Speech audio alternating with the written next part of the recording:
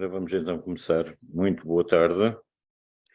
Sejam bem-vindos a mais uma atividade do Colégio de Engenharia Geológica e de Minas, da região sul, da Ordem dos Engenheiros. Hoje temos connosco uma personalidade que dispensa apresentações, o professor Carlos Diniz da Gama. O digníssimo professor licenciou-se em 63 no Instituto Superior Técnico, passou pela Universidade do Minnesota, nos Estados Unidos da América, em 69 e 70, onde efetuou um Master of Science. Fez doutoramento na Universidade de Luanda, em Angola, onde foi professor agregado e catedrático em 1974. Passou também pelo Brasil, pelo Instituto de Pesquisas Tecnológicas de São Paulo e pela Universidade de São Paulo.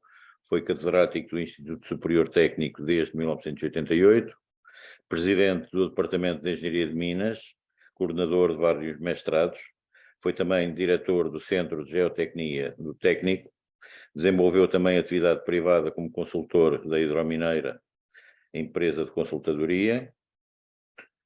Em 2011 passou a professor catedrático jubilado do IST e é membro conselheiro da Ordem dos Engenheiros.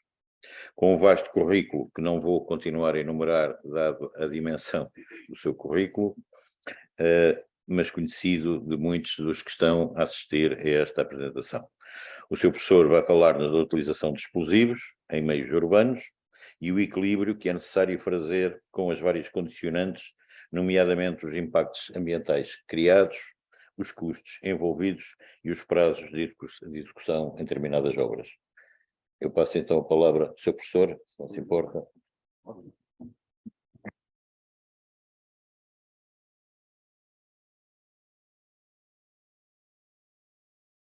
Ora, então, aqui, ao zero. Obrigado e muito agradecido também pela sua introdução e pelo convite que me enviaram. Eu tenho o prazer de cumprir e normalmente estes convites não são muito específicos em termos de temas a abordar. Neste caso concreto, foi cumprido o objetivo através do tema indicado pela organização e eu achei muito interessante porque muitas vezes nós trabalhamos com assuntos variados e não temos a noção da importância que podem ter ou não ter para os colegas de curso, para os empresários, para o público em geral.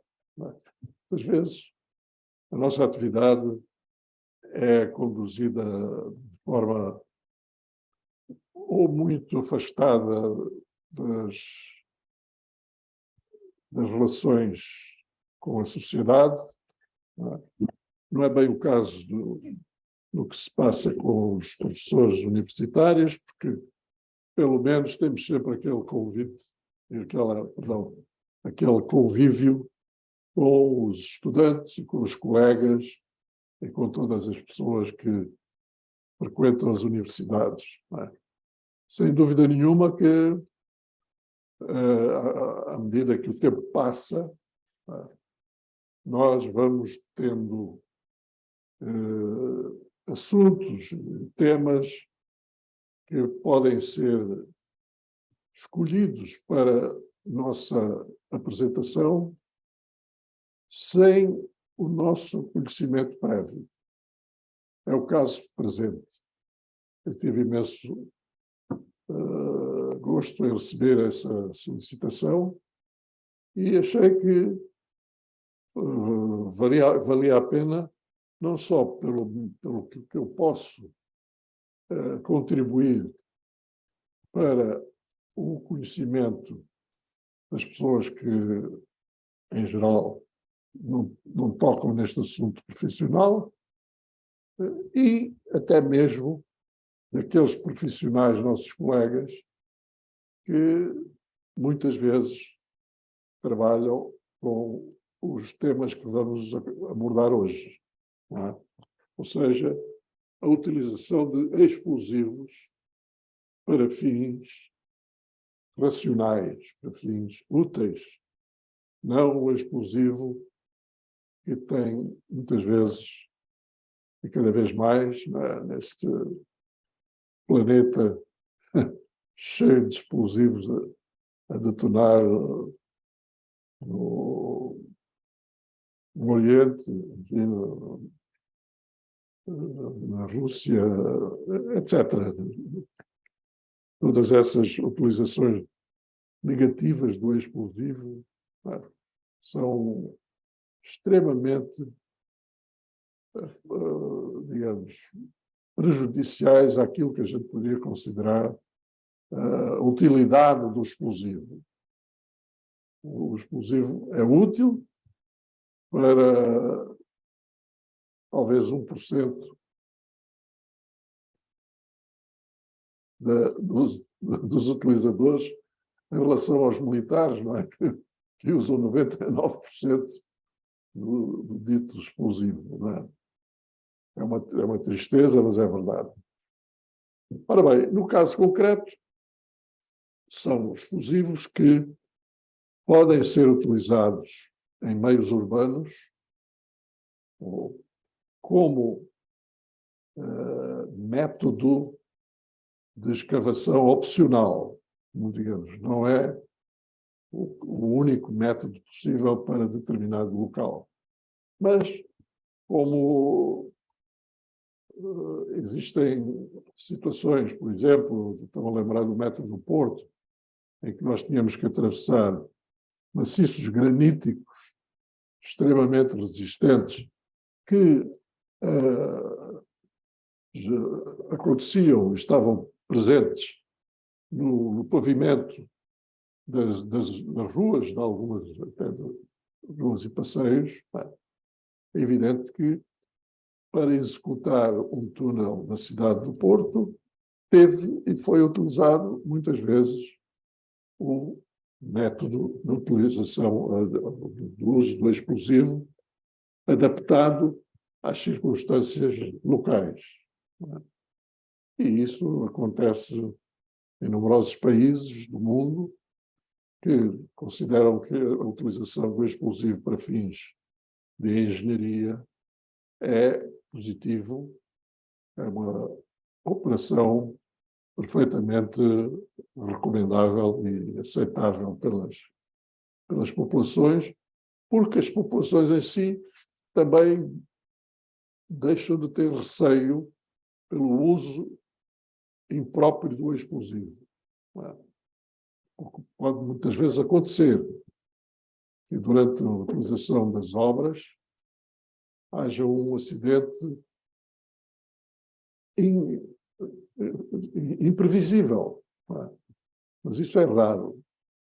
Normalmente, essas circunstâncias são agravadas por outros factos que têm a ver com a execução de obras de engenharia, projetos e grupos de trabalho, muitas vezes complicados, formados por pessoas sem grande preparação, não é? E esses muitas vezes dão origem a problemas graves com os explosivos que lhes põem na mão. Não é? Há empresas, mas felizmente são poucas, que não têm essa preocupação de preparar tecnicamente os seus trabalhadores. No caso concreto, para utilização em meios urbanos, ou seja, nas cidades, ou seja, onde há muitas pessoas que se passam próximo do uso do explosivo. E que, evidentemente, essas pessoas não podem ser afetadas pelos resultados das explosões. Longe disso. Portanto, compete aos empreiteiros, compete aos projetistas, proporcionar a utilização dos explosivos de uma forma segura, de uma forma que garanta a segurança plena de todas as pessoas que estão próximas das explosões, muitas vezes até evitando que as pessoas usem, ou melhor, sem querer, usem os espaços proibidos nas proximidades do uso do explosivo. Às vezes há, como se sabe, principalmente crianças e os mais jovens, que obras em meios urbanos, às vezes têm curiosidade e vão-se metendo no meio da obra, entrando por dentro dos trabalhos e, quem sabe, podem até sofrer problemas sérios com essa maneira de conviver. Bem, por isso, vamos... achei graça, porque quando eu fiz este sumário, resolvi acrescentar um adjetivo ao título que nos sugeriram, não é? Era o uso de explosivos em meios urbanos. E eu decidi introduzir a palavra racional. A utilização racional significa que há todo um conjunto de informações que podem e devem ser preparados antes do explosivo ser utilizável da obra. Inclusive, toda a sua preparação, todo o seu armazenamento antes da obra, tudo isso tem que ser devidamente acautelado.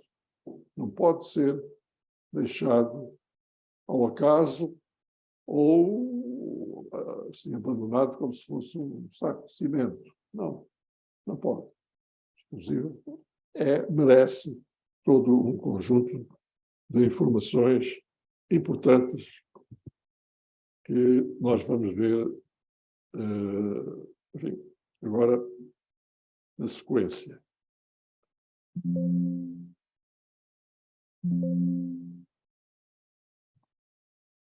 Aqui. Desculpe.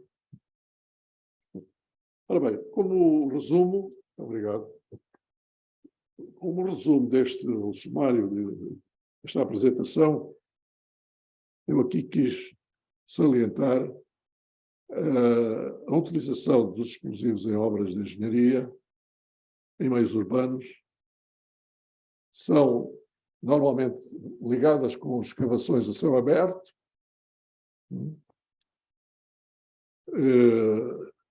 ou em subterrâneo. São duas formas mais ou menos principais da sua utilização. As principais variáveis influentes são três neste processo completo. Primeiro, os condicionantes provocados pelos impactos ambientais da detonação do explosivo, como é óbvio, os custos envolvidos na construção e os prazos de execução de obras. São três fatores fundamentais para a engenharia da construção. Essas variáveis intervêm nos critérios de decisão a tomar pelas entidades responsáveis dos empreendimentos, os quais podem também participar outras autoridades ambientais, tais como representantes das populações, organizações não governamentais, etc. Todos esses grupos de pessoas podem e têm a possibilidade de agir ou reagir à utilização de explosivos no meio urbano. Evidentemente que de uma maneira mais ou menos controlável, sem dúvida nenhuma que é preciso ter formação para que essa utilização seja segura. Muito bem.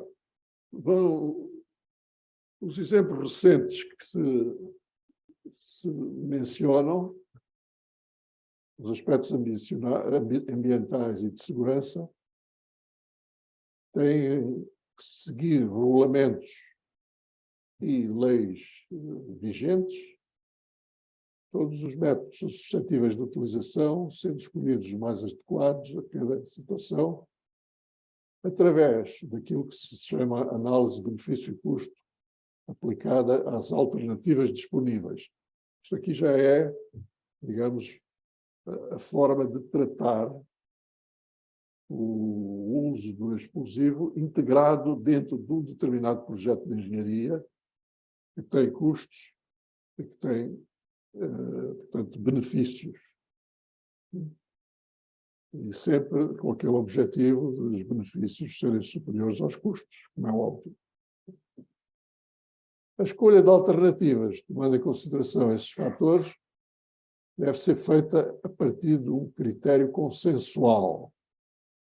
Hoje em dia, o critério mais utilizado em situações deste tipo é baseado na adoção da melhor tecnologia disponível sem envolver custos excessivos. Isso é válido para toda a engenharia em geral. Este método, que engloba os princípios da análise de relação benefício-custo, visa encontrar em cada projeto de engenharia o equilíbrio entre todos os seus benefícios, vejam bem, económicos, ambientais e sociais. São 3 campos importantíssimos. Muito bem. Como início e como citação das principais causas que os explosivos podem provocar e como controlar essas causas, nós temos aqui esta tabela que nos indica 1, 2, 3, 4, 5, 6 situações diferentes. Primeiro, os danos devidos às vibrações dos terrenos. É um primeiro tema. Depois, danos devidos à sobrepressão do ar. Depois, danos devidos a blocos projetados, ou seja, o lançamento de blocos após as explosões. Depois, danos sobre edifícios. Depois, as pessoas apavoradas pelo uso de explosivos nas proximidades. Finalmente, as perturbações devidas ao trabalho e uso dos explosivos, está na base desta figura. Ora, temos aqui em detalhe como controlar essas causas. Cada uma delas justifica a utilização de métodos que sejam perfeitamente domináveis pelos responsáveis pelas obras. Não é? Primeiro caso, as vibrações dos terrenos. o projeto deve ser adequado, todos os projetos devem ser adequados ao desmonte da rocha. Desmonte é a operação de fragmentação devido à explosão. Um afastamento suficiente das cargas, com as distâncias otimizadas entre o explosivo e as estruturas, com cargas corretas máximas possíveis por cada retardo. Mas, como sabem, as detonações são iniciadas a partir de detonadores elétricos, muitas vezes, para que haja uma sequência das sucessivas atuações do explosivo, com o objetivo de garantir determinada situação final que diz respeito à utilização, muitas vezes, de centenas de quilos de explosivo preparáveis para esse fim. Não é? E todos esses cuidados a ter, naturalmente, que merecem uma preparação dos decisores, digamos assim, dos coordenadores das obras, para evitar que as detonações dos explosivos possam provocar vibrações nos terrenos com valores excessivos. Todos nós sabemos o que é a vibração no terreno e já, não sei se algum de vós sentiu, vibrações daquelas que provocam, por vezes, rachas nas estruturas, nas escadas, nas paredes, etc. Que muitas vezes a gente não vê, mas observa quando vai passando pela rua. E porquê? Porque houve explosivos que, em determinada ocasião, atuaram, não é? E provocaram esse tipo de danos estruturais. Depois, análise da sobrepressão do ar. O explosivo, como sabem, tem um som, um ruído forte. E esse ruído, muitas vezes, se as pessoas se encontram nas proximidades, pode ter um efeito bastante prejudicial ao nosso sistema auditivo. Portanto, temos que evitar essas sobrepressões do ar, afastando suficientemente as cargas, não é?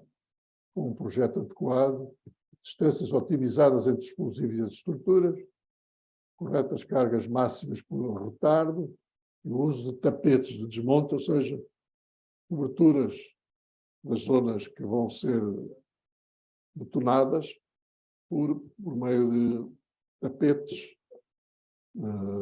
tapetes de plástico, tapetes de borracha, enfim, várias formas, para evitar que haja essa sobrepressão que o explosivo provoca. Depois temos a projeção de blocos. Esse também é um grande risco, uma grande situação preocupante, não é? Porque se o explosivo foi colocado em quantidade excessiva ou muito próximo das superfícies de limites dos volumes de rocha que vão detonar, não é? Imaginem que uma determinada carga é localizada a menos de 1 metro de uma face livre. O que é que se espera que pode acontecer? Evidentemente, todo aquele volume compreendido entre o explosivo e a face livre da rocha, não é? Vai ser projetado e vai dar origem a danos. Porquê? Porque os fragmentos que são lançados podem cair em cima de pessoas, automóveis, etc. E isso é, novamente, algo muito... Desculpe. Eu avancei demais. Estava aqui. Depois ainda, danos nos edifícios, sobre edifícios. Isso aí também é uma das principais consequências mais visíveis, não é?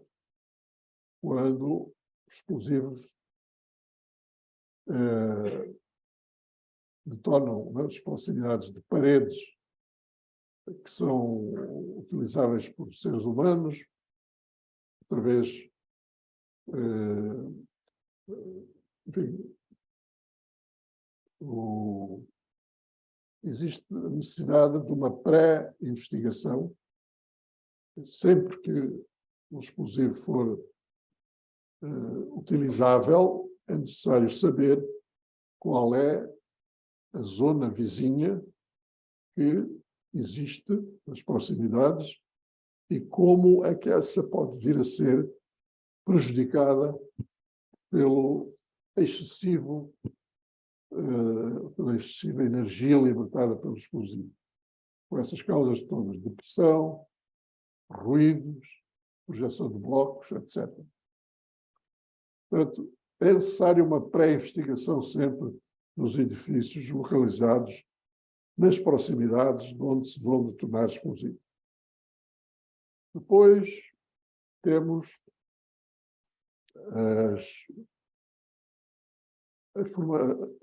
a atuação direta sobre pessoas que não estão preparadas para ouvir explosões nas proximidades. Ninguém está preparado, ninguém tem essa experiência. Normalmente é a obra que está a ser conduzida pelo empreiteiro e, num determinado dia, ele resolveu usar o explosivo.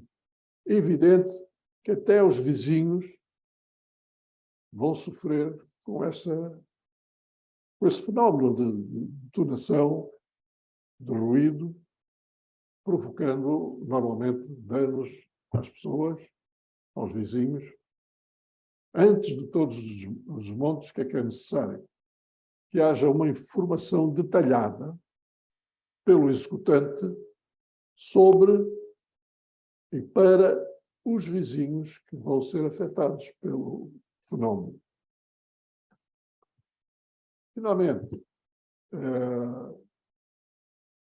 perturbações no trabalho e na educação pública, controles adequados dos desmontes, monitorização, programação dos desmontes durante as horas que precedem os disparos. Isso aí já são, digamos assim, perturbações secundárias, mas não deixam de ser objetivos de um bom funcionamento para quem usa explosivo.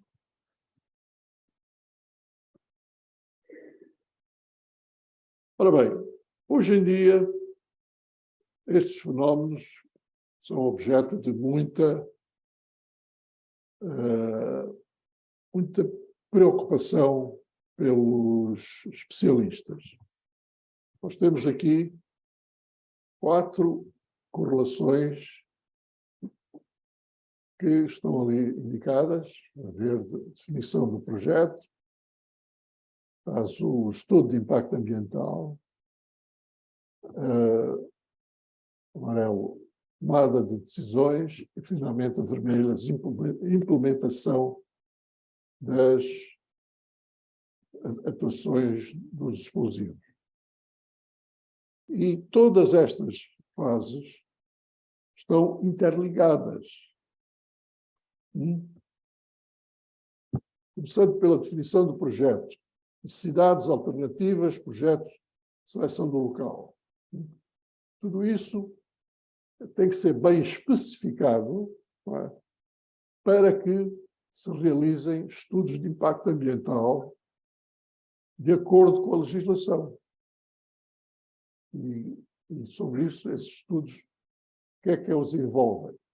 Delimitação do âmbito do local, caracterização, previsão, avaliação e preparação de um estudo de impacto ambiental, que é um documento importante, não é? Muitas vezes até de centenas de páginas, que envolve a previsão dos impactos ambientais que podem ser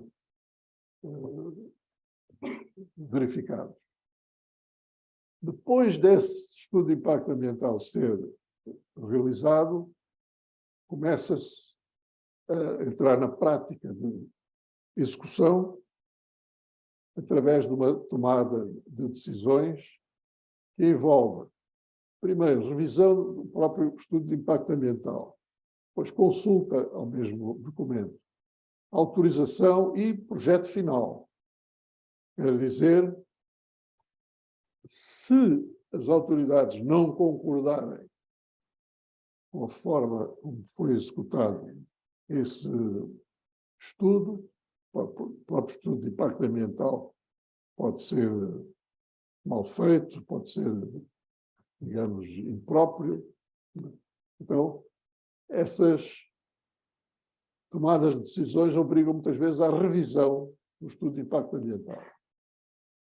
Depois dela feita, uma consulta, autorização e aí é que nasce o projeto final. Só nessa altura. Essa fase segue-se a implementação, ou seja, a execução propriamente dita. Construção, controle dos compromissos e impactos ambientais e auditoria de desempenho. Se, tanto quanto possível, forem sujeitos a uma mitigação, ou seja, o controle dos valores excessivos que eles podem ter alcançado. E, finalmente, depois da implementação, podemos, então, entrar na definição do projeto, através de definir as necessidades e alternativas que ele tem, um projeto de engenharia inicial e uma seleção do local. Portanto, estão a ver a quantidade de pessoas, quantidade de tarefas que um trabalho desta natureza envolve hoje em dia. E tudo isto baseado na legislação existente. Portanto, não se pense que isto é algo que é feito de um dia para o outro. Não é. Não é, e muitas vezes é objeto de análise pelas entidades responsáveis e alteração de alguns destes tópicos que estão por aqui. Estão a ver? Portanto, cada vez mais a sociedade está preparada para resistir e para evitar estas consequências da utilização dos explosivos. Aqui temos uma indicação, só para dar uma ideia do efeito do explosivo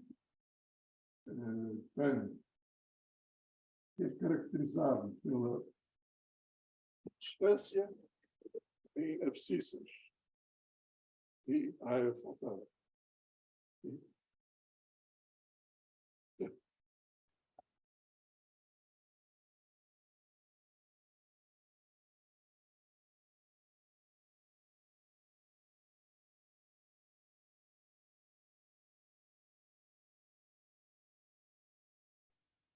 Ok. Obrigado. Não precisa repetir? Não. Não. Bom, estão a ver o que é que significa as velocidades de vibração? Significa os tremores de terra, que são consequências das explosões. Essas velocidades de partícula, chamam-se assim, variam imenso com a distância. É óbvio, quanto maior a distância, menor será sempre. Portanto, todas estas curvas são sempre descendentes no sentido da distância, até 100 metros. E ali tem uma indicação de quais são as ações que provocam as vibrações. São imensas, estão ali indicadas, questão dos explosivos, dos emissões, bate-estacas, compactação dinâmica, enfim, bulldozer, tratores, todas elas correlacionam então a vibração com a distância. Uma regra fundamental: quando uma aumenta, a outra diminui. Portanto, são tudo curvas muito inclinadas, são coordenadas logarítmicas, mas todas elas têm este andamento, e que nós ficamos a saber que a distância é um parâmetro fundamental que nos garante a qualidade e até mesmo a defesa em relação ao perigo das detonações.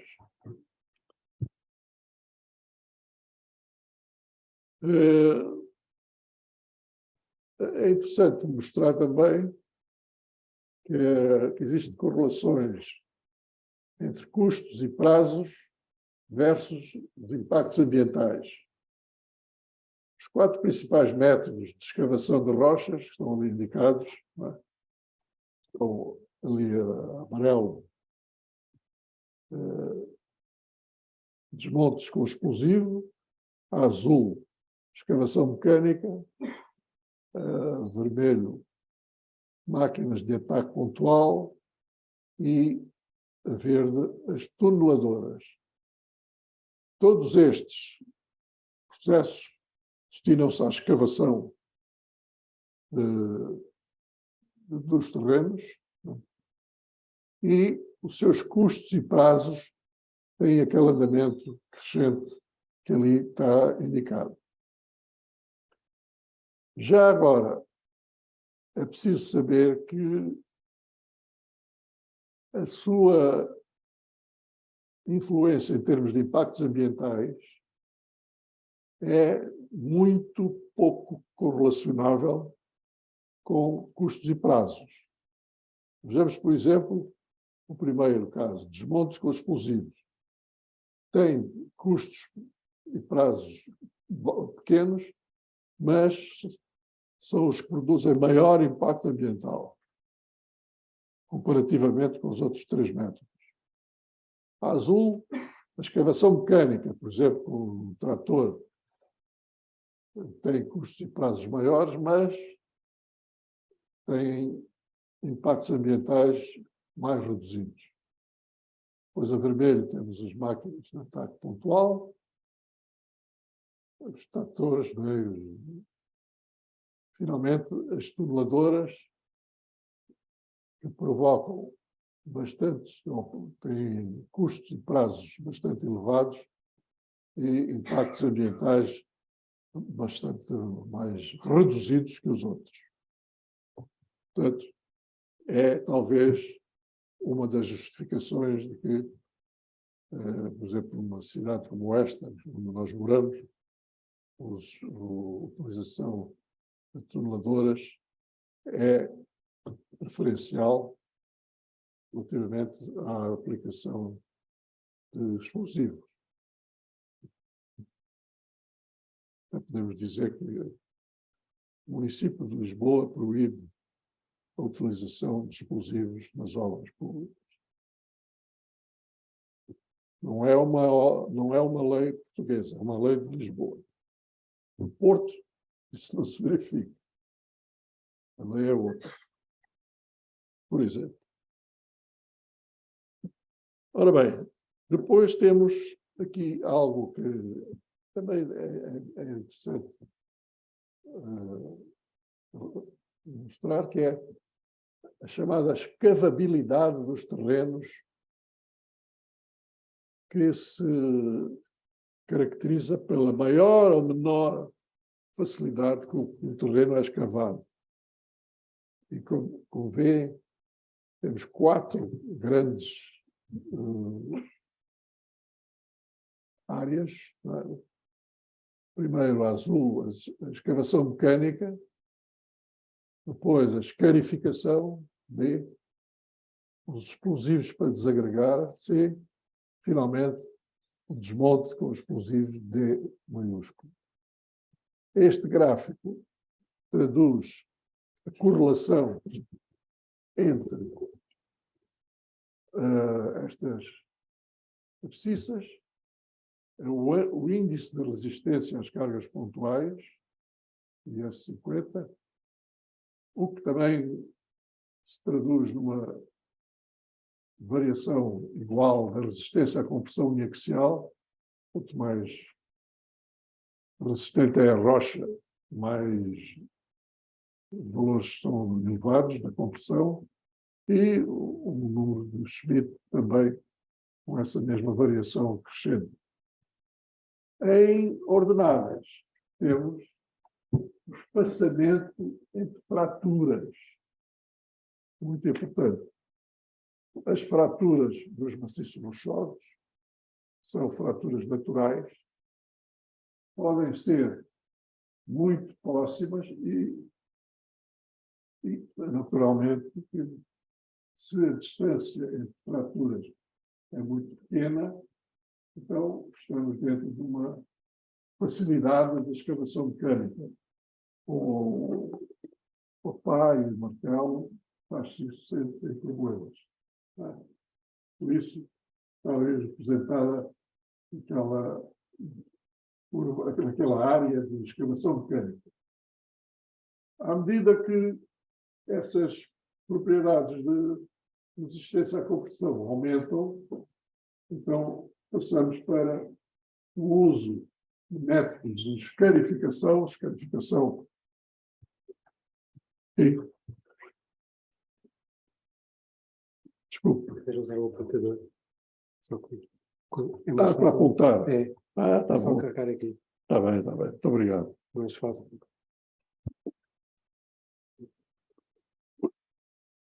Como eu estava a dizer, à medida que os espaçamentos entre fraturas dos maciços vai subindo, vai também subindo a necessidade de fornecer mais energia para proceder à sua desagregação, ou seja, ao seu desmonte.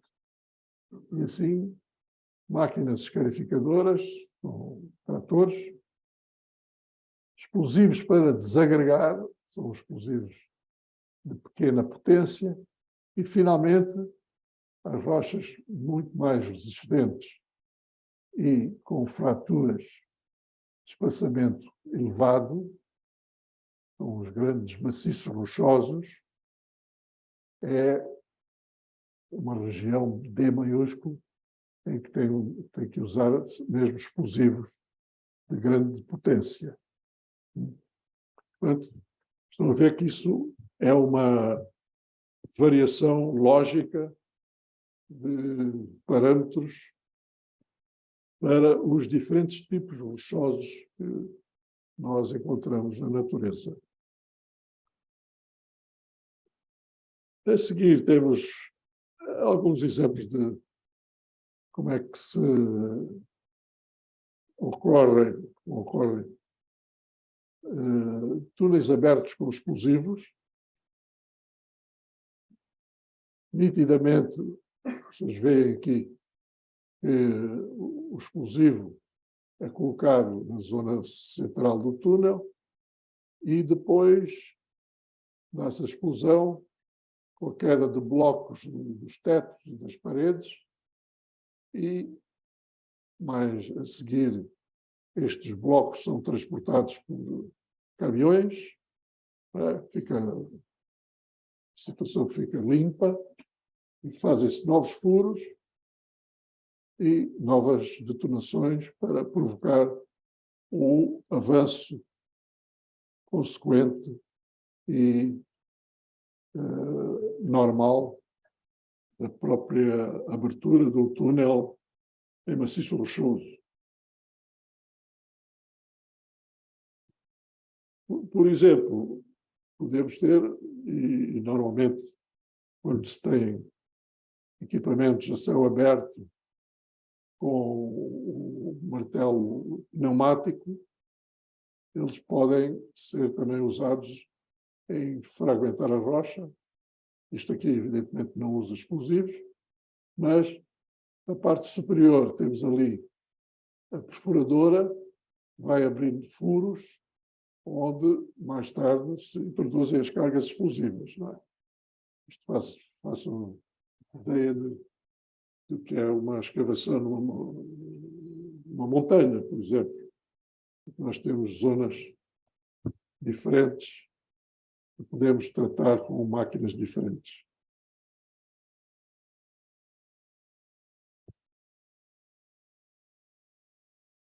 As perguntas importantes a formular no início de cada novo projeto são, digamos assim, muito genéricas e tenho aqui uma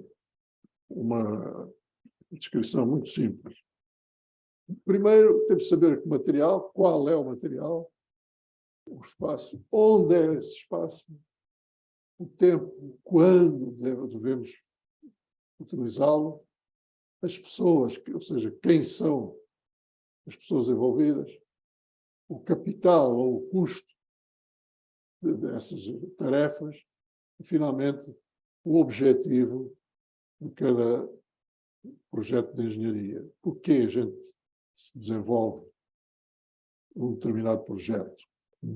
Pode ser um projeto de obras civis, pode ser um projeto de minas, pode ser qualquer outro. Não é?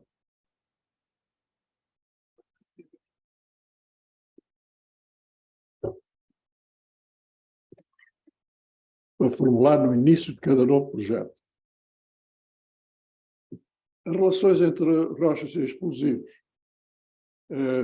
fisicamente falando, fazem-se através de uma variável chamada impedância. Impedância é um tipo de resistência que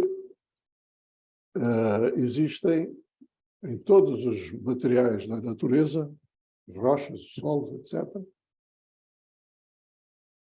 que é o produto da velocidade de detonação.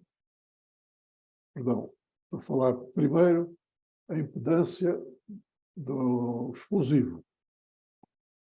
É o produto da velocidade de detonação do explosivo pela respectiva densidade. E temos a mesma impedância, esse termo, impedância da rocha, é o produto da velocidade de propagação das ondas sísmicas vezes a densidade da rocha. O que é que significam impedâncias?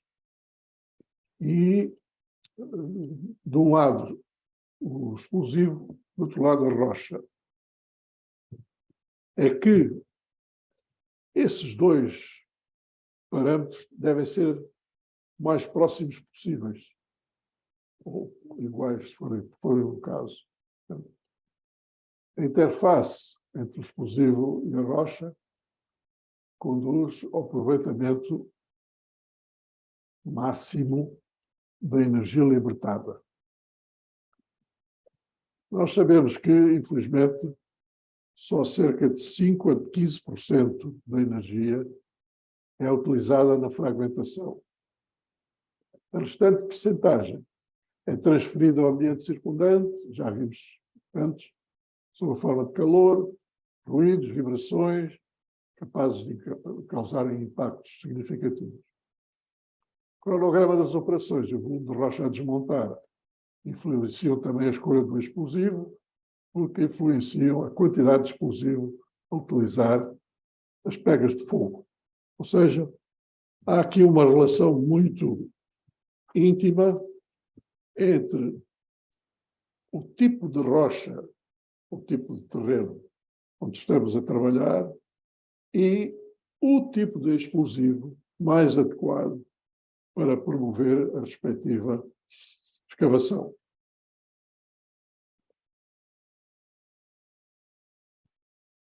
Quais são os critérios de escolha dos explosivos?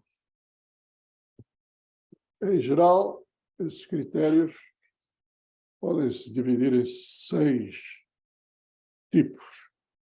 Primeiro, os fatores económicos. O custo do explosivo, o custo da operação de perfuração e o custo da fragmentação. São 3 custos que interessa saber de antemão, antes mesmo de começar a executar a obra. Características das rochas e do maciço rochoso. Quais são as propriedades geomecânicas, o grau de fraturação natural do maciço. Terceiro, tipo de explosivo. É algo que a gente escolhe. Não é? Magnitude e modo de libertação da energia, a sua impedância característica, sensibilidade e condições de armazenamento. Existem numerosos tipos de explosivo que podemos escolher mais possível adequados ao tipo de rocha que queremos escavar. Depois, dessa característica, as condições existentes diante da carga explosiva, a presença de água ou não, temperatura da rocha no fundo. Depois, quais são os resultados pretendidos? O grau de fragmentação a obter e o volume de rocha a desmontar. Isto é muito importante. Nós podemos começar a trabalhar num determinado volume de rocha, por exemplo, a encosta de uma colina, de uma montanha, não é? E queremos provocar a respectiva fragmentação e, desde logo, saber quais são os tamanhos dos blocos que eu vou usar. Toda a gente percebe que quanto maior for o peso de explosivo utilizável, menor vão ser os blocos que sejam obtidos. Claro. Como é óbvio. Mais energia de detonação, mais fragmentação.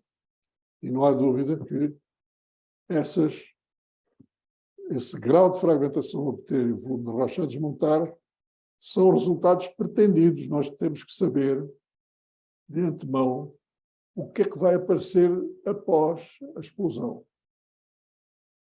Até para encomendar o serviço às máquinas, aos caminhões, aos tratores, aos que fazem a movimentação dos blocos. Finalmente, restrições ambientais, já vimos antes, vibrações no terreno, ondas sonoras, ou seja, o ruído, a onda sonora, projeção de blocos, contaminantes físicos, como poeiras e produtos químicos, gases, tóxicos, também podem resultar na explosão, e inflamáveis. Além da sobrefraturação do maciço remanescente. Isto também ainda não falámos, mas é muito importante. Interessa também saber se, após determinado trabalho de uso do explosivo, o maciço remanescente ficou em boas condições de estabilidade. Se nós não prejudicamos a futura utilização desse maciço para outros fins. Estão a ver? Portanto, é muito importante ter também esse conhecimento dessa sobrefraturação sobre o maciço remanescente. Em consequência destas considerações, nós podemos recomendar, tecnicamente, a nossa experiência conjugada com os dados teóricos sobre este tema, um certo número de regras fundamentais da execução de desmontes com explosivo. Primeiro, estabelecimento da produção e da fragmentação pretendidas, normalmente, nomeadamente o tamanho máximo dos blocos a obter após o desmonte. Essa é uma das primeiras finalidades que pretendemos. Segundo, fixação dos parâmetros geométricos dos esquemas de fogo, atendendo às propriedades mecânicas da rocha e de compartimentação do maciço rochoso. Terceiro, escolha criteriosa do tipo de explosivo e do diâmetro das cargas. Quarto, seleção dos equipamentos de perfuração, carregamento e transporte para satisfação dos requisitos de produção, ou ajustamento destes e da fragmentação aos equipamentos existentes. Quinto, definição do método de escorvamento e da ordem de iniciação das cargas. O escorvamento significa o enchimento da parte superior do furo, situado sempre entre a carga explosiva e o meio ambiente. Portanto, é um afastamento que deve ser, muitas vezes, coberto por substâncias como areias, por exemplo, como cimento, etc., para garantir o confinamento da carga explosiva. A seguir, ainda temos mais 3 recomendações. Ajustamento dos parâmetros do esquema de fogo em função dos fatores ambientais, vibrações, projeção, sopro, sobrefraturação e estabilidade da rocha remanescente. Sétimo, análise económica do sistema. Tudo isto tem um custo, precisa de ser previsto, visando a minimização dos custos globais e procedendo a ajustamentos. Finalmente, a criação e manutenção de condições de segurança para a execução do trabalho. E temos aqui até um esquema muito interessante, que os senhores podem observar como se procede ao avanço de um túnel através da carga explosiva.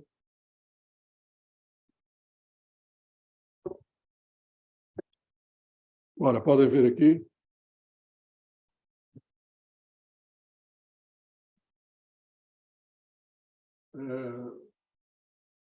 o início. Isto é um túnel que está aberto e que vai ser trabalhado por uma máquina escavadora que pode tirar os defeitos da geometria, os altos e baixos do teto e do piso, para que venha a seguir o conjunto de máquinas que vão proceder ao desmonte do explosivo. Nesta segunda fase, temos já uma perfuradora que escuta furos para o teto.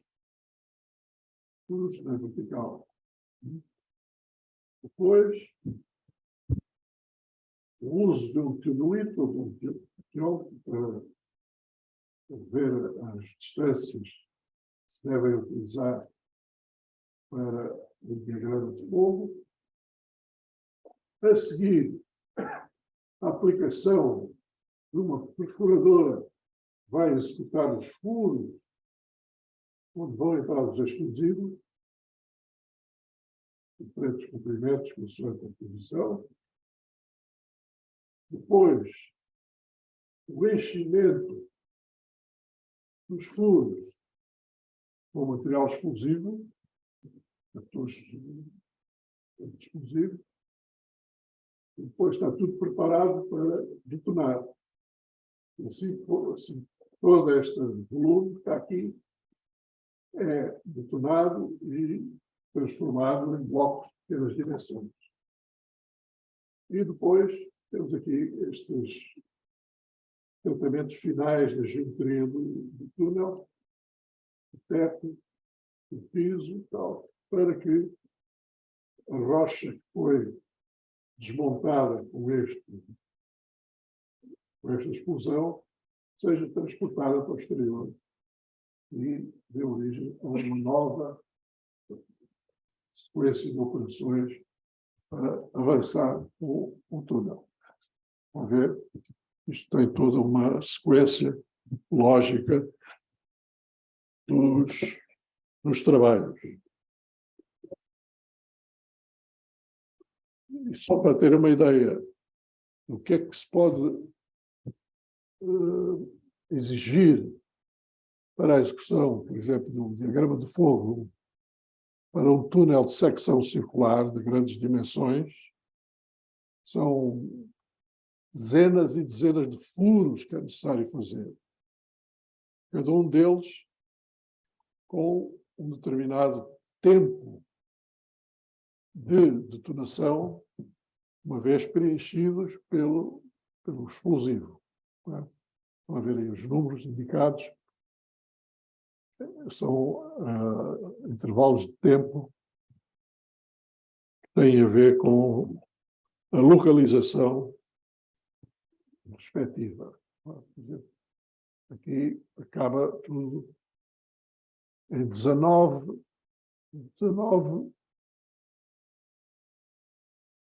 tempos diferentes para um diagrama de fogo completo. Como é que se começa a fazer a explosão? Através de uma fase inicial, de uma secção de pequena dimensão, e depois, em torno dela, uma vez detonados estes 4 furos, por exemplo, que estão aqui a vermelho, começa-se a fazer o alargamento das detonações com sucessivos atrasos em relação ao original, até concluir a forma geométrica que se pretende para o túnel todo. É uma operação, diga? São. Esses 4 furos são, digamos, os iniciadores. E dentro desta sequência, eles fazem parte do primeiro volume que se abre no terreno. Os volumes subsequentes são em torno dele. Se ver aqui, a sequência dos números vai aumentando e afastando daquela zona inicial. Okay.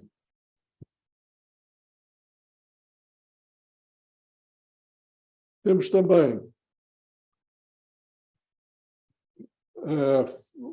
escavações de túneis superficiais, não são muito frequentes, mas são túneis, como este que está aqui na fotografia, caracterizados por serem muito próximos da superfície e têm, evidentemente, uma sequência que é observável nas detonações das cargas, e em termos de esquema, temos aqui mais ou menos o esquema básico, aqui a fase inicial de escavação, aí com um orifício, aqui existe um orifício, ali no meio da abertura principal. E os resultados, portanto, vão fazer detonações sucessivas, cada vez mais afastadas, até ao contorno final do túnel, que vai... A produção destes fogos demora em termos normais 7 segundos. Já viram o que é? Ao fim de 7 segundos, isto transforma o maciço num conjunto de blocos, todos fragmentados. Resultados: fragmentação, projeção, o mine pile, ou seja, a forma geométrica dos produtos fragmentados,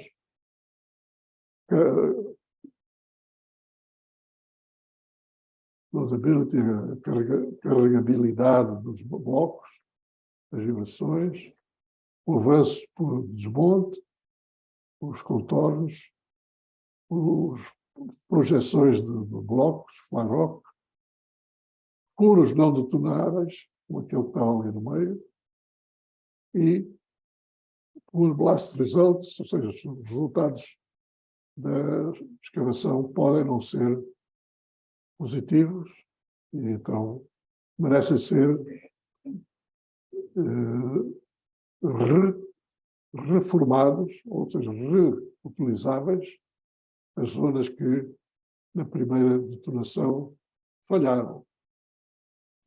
Trata-se, portanto, de uma atividade que tem que estar sempre em sequência produtiva. A seguir, falamos de uma coisa muito importante, são os impactos ambientais. Isso aí é do vosso conhecimento, em geral. São 5 grandes variáveis. A primeira são as vibrações, ou seja, o terreno para vibrar. O segundo, o ruído, o som transmitido através do ar. O terceiro, as poeiras, lançamento de poeiras para o espaço. Quarto, lançamento ou projeção de fragmentos, blocos são lançados. Finalmente, uma atuação muito difícil de caracterizar, que é a sobrefraturação do maciço remanescente. Ou seja, o que é que vai ficar fragmentado no maciço remanescente e que pode até prejudicar os desmontes subsequentes que se fizerem. É importante caracterizar isto. Ora bem, quais são as características de um bom desmonte? Podemos dizer, estão aqui listadas, as mais importantes. Um bom desmonte. Primeiro, reduzido o impacto ambiental. Vibrações, ruídos, lançamentos de blocos, poeiras, etc., dentro dos limites admissíveis pela lei. Segundo, bom estado do piso e da frente resultantes. Terceiro, espalhamento adequado da pilha de escombros.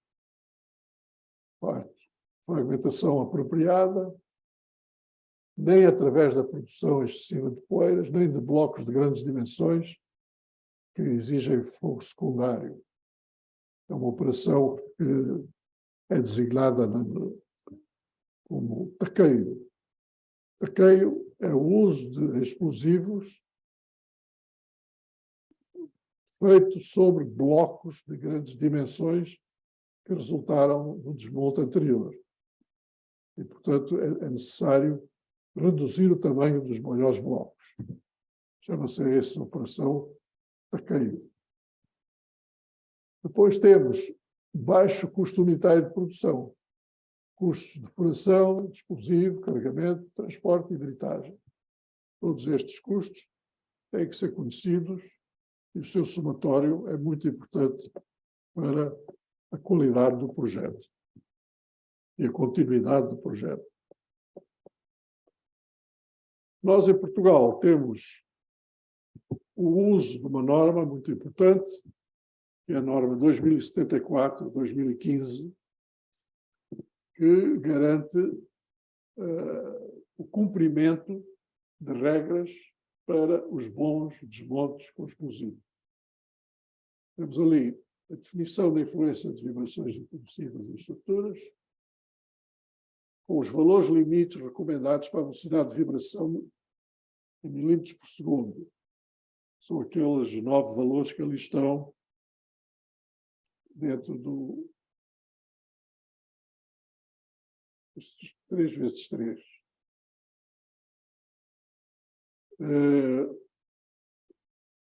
Nós temos como variáveis fundamentais a frequência dominante da detonação, medida através da rocha, como é óbvio, não é? E o tipo de estruturas que essa rocha pode justificar digamos, o seu maior ou menor tipo de resistência às ações explosivas. Se nós considerarmos 3 tipos de estruturas sensíveis, correntes e reforçadas, já dá para perceber mais ou menos quais são as características que elas devem ter. As sensíveis são aquelas de menor dimensão e que, naturalmente, por serem sensíveis, vão exigir como frequência dominante das vibrações estes valores indicados na primeira linha. 1.5, quando a frequência é menor que 10 Hz, frequência da onda explosiva. 3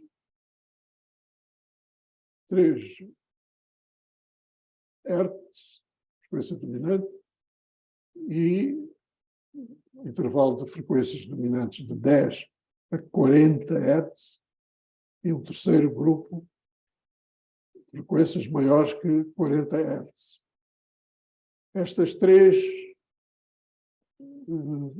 digamos, 3 tipos de estruturas, com 3 frequências dominantes, versus a sensibilidade, ou seja, se é sensível, se é corrente ou se é reforçada, permite-nos obter, então, aqui valores que são extremamente obrigatórios de ser cumpridos. É o valor limite recomendado para a velocidade de vibração do pico, expresso em milímetros por segundo. A norma portuguesa tem que ser cumprida por estes 9 valores que aqui estão, que são função do tipo de estrutura, como era de esperar, e também das frequências dominantes. Esta norma pode ser aplicada a vibrações de edifícios.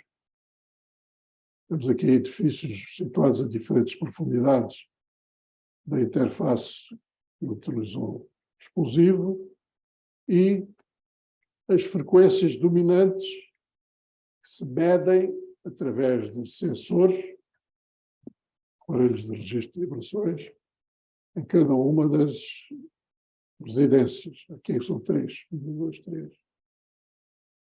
E essas estruturas, suponhamos que registram 3 frequências iguais, 10 Hz, e as estruturas, em função da respectiva localização e da distância, vamos ver que são 3 casas a diferentes distâncias da interface, da origem, portanto, estruturas e frequências de vibração estão ali indicadas. 25, 10, 5. E assim como alturas ou distâncias, se quiserem, entre cada residência e a respectiva interface. 1, 2, 3, como ali está. 10, 25, 50. E aqui nós temos as frequências que são admissíveis As frequências naturais têm a ver com a velocidade de propagação das ondas S e altura H, distância entre o explosivo e a residência, e também esta mesma frequência natural pode ser calculada através da velocidade de propagação das ondas P. Ondas P e ondas S são os dois tipos de propagação de ondas que são resultantes que são dentro do maciço rochoso e são mensuráveis através de aparelhos de medição de frequência. Temos aqui essa respectiva utilização para tipos de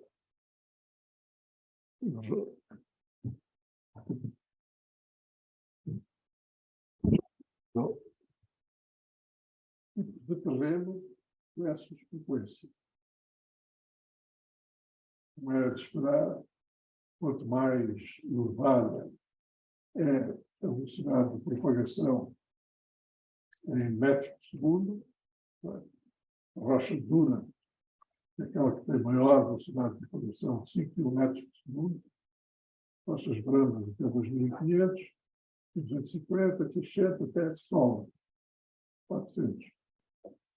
Pois, as frequências preferenciais e, de acordo com esta equação, para 5 metros, 10 metros, 30 metros, 5 metros, 10 metros, 30 metros, dão origem a, portanto, frequências admissíveis para essas estruturas.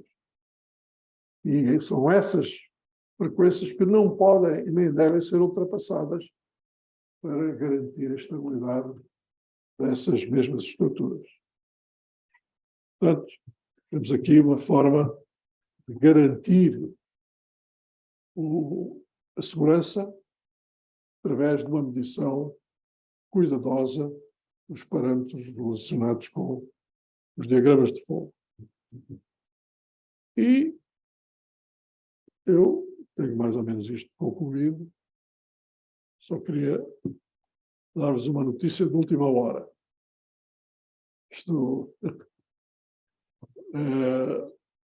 foi relativamente recente que eu vi esta notícia numa revista e mostra que está prevista para Lisboa a construção de 2 túneis de drenagem das águas. Um deles liga Monsanto a Santa Apolónia com cerca de 5 km de extensão e o segundo com cerca de 1 km ligando Chelas ao Beato. Portanto, na cidade de Lisboa vão ser construídas até 2025. Não sei se esta data será respeitada, normalmente nunca é respeitada,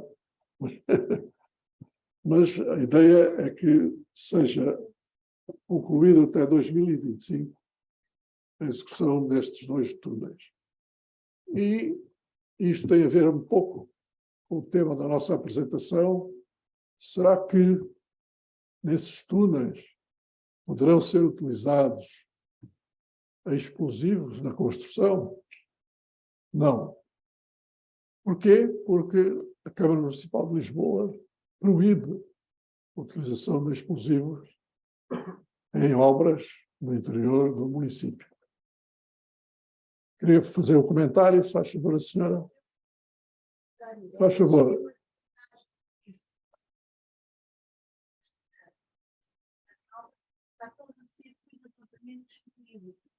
Um sistema de drenagem existente, que existia há anos, desde que eu nasci. Daqui a necessidade de fazer novas obras de drenagem.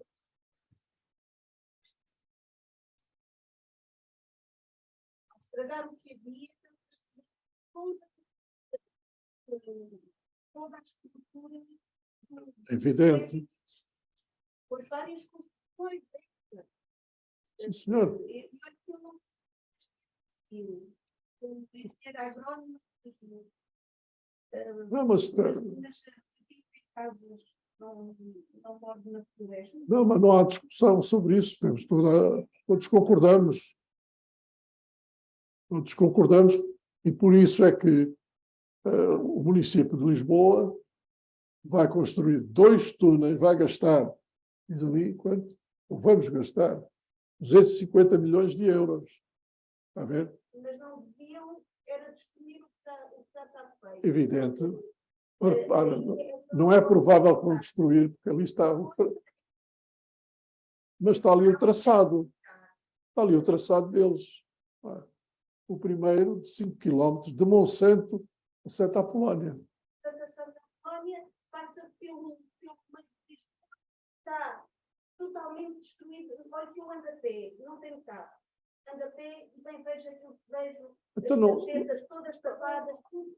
Uma coisa inacreditável. Então não acha, Esse lixo está a ser destruído. não acha bom fazer por baixo disso um túnel? Olha, Para as- Lisboa, para- do país, qual é a minha finalidade? Sim, mas o que se vai gastar nesta quantia, e não é pouco, é exatamente para tornar Lisboa muito mais preparada para as águas, a pluviosidade das águas. Fazer uma pergunta muito discreta. Mora em Lisboa. Ora, Lisboa, há muitos anos em Lisboa. E,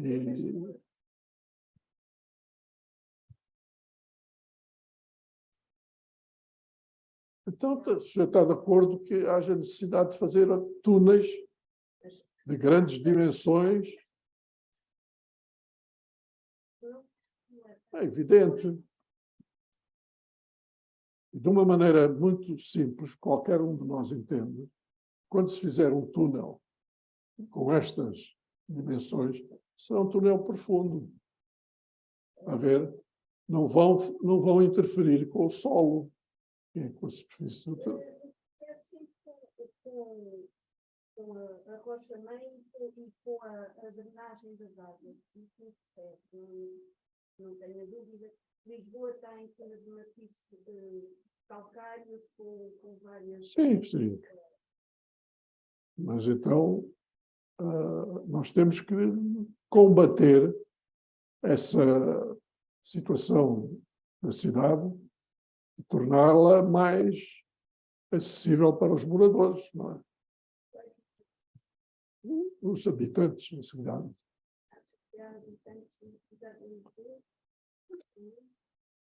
500 mil. 500 mil.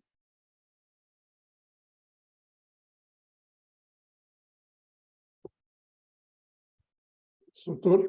Professor, muito obrigado Nada. pela sua interessante apresentação. Eu vou ver se tenho aqui uma ou duas perguntas que me colocam. Que são colocadas. Se quiser sentar, Pois. sentar-se.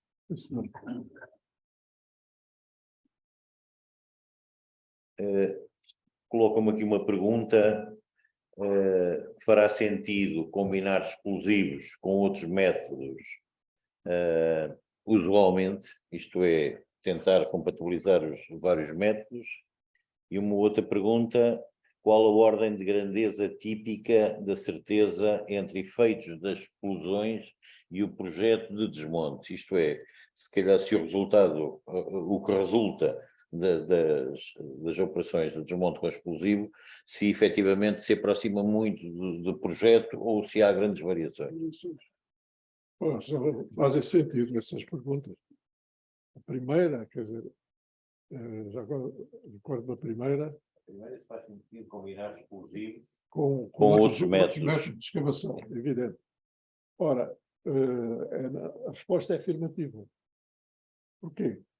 Se nós tivermos um determinado trajeto para a obra, vamos considerar uma obra subterrânea de um túnel, não é? ou se quiser, de um canal, por exemplo. Podemos ter logicamente, não é, determinados equipamentos de perfuração, de escavação, diferentes de usar explosivos. E até podemos ter ambos a funcionar em simultâneo. Simultâneo em locais diferentes do traçado do túnel. Quem diz túnel diz uma cavidade a céu aberto também. Portanto, isso aí a resposta é afirmativa, não é? E é possível e às vezes até perfeitamente justificável em zonas urbanas que não permitem o uso de explosivos acima de determinados pesos de explosivo. Não é? Segundo, Qual a grandeza típica de, da incerteza entre os efeitos das explosões e os projetos, propriamente dito? Aquilo que é calculado em termos de projeto, tem um pouco a ver com a experiência. a diferença típica entre Os efeitos das explosões e aquilo que é projetado. ok. Isso, quando o projeto é bem elaborado, a diferença é pequena. Quando o projeto é mal feito, a diferença é grande. Infelizmente, Quando há incerteza. ou até não existe. Não é? Portanto, sem dúvida nenhuma que hoje em dia a base científica que existe permite fazer uma previsão bastante rigorosa do que determinado explosivo irá fazer quando detonado em uma certa posição, em um certo local do maciço rochoso. Isso temos que garantir a existência de dados suficientes para que se execute o trabalho com todas essas garantias que a teoria nos permite obter. Aí temos todas as circunstâncias para avançar com os trabalhos. E mais, quando o trabalho mostra que, ou a previsão mostra que os explosivos, por exemplo, não têm energia suficiente para detonar um certo tipo de rocha, tipo uma rocha granítica. Então, temos que modificar, por exemplo, o tipo de explosivo, o diâmetro das cargas explosivas, o peso da carga explosiva por retardo, e tudo isso ajustado à natureza física do terreno. Não é? Temos que sempre saber em que terreno é que estamos a trabalhar. Obrigado. Eu não tenho mais nenhuma online, mais nenhuma pergunta de momento. Vou estender aqui ao auditório ver se alguém quer perguntar alguma coisa ao seu professor. Aparentemente está tudo satisfeito. Eu ia lhe fazer só uma pequena pergunta. É uma questão que está um pouco na ordem do dia, que tem a ver com a utilização de cimentos expansivos. Consegue, de alguma maneira, relacionar a utilização do cimento expansivo e a compatibilização entre este tipo de utilização também e o uso de explosivos? Pois, eu presumo o seguinte, que nem é preciso dizer se é uma zona urbana ou uma zona rural. É diferente. Em princípio, pensava que as cavidades abertas pela escavação tradicional, não é,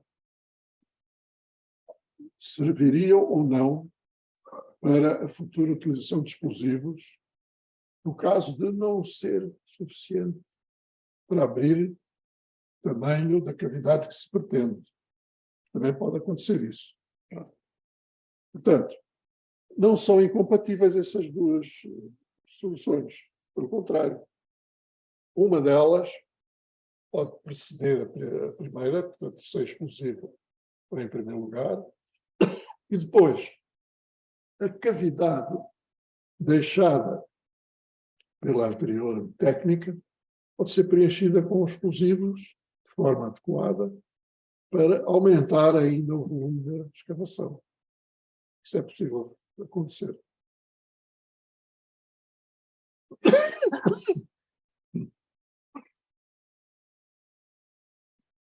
Não há questões?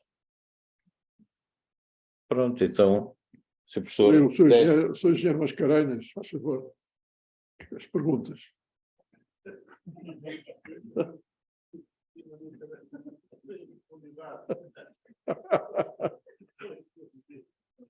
Tá bom. Eu pensei que ia fazer alguma pergunta difícil.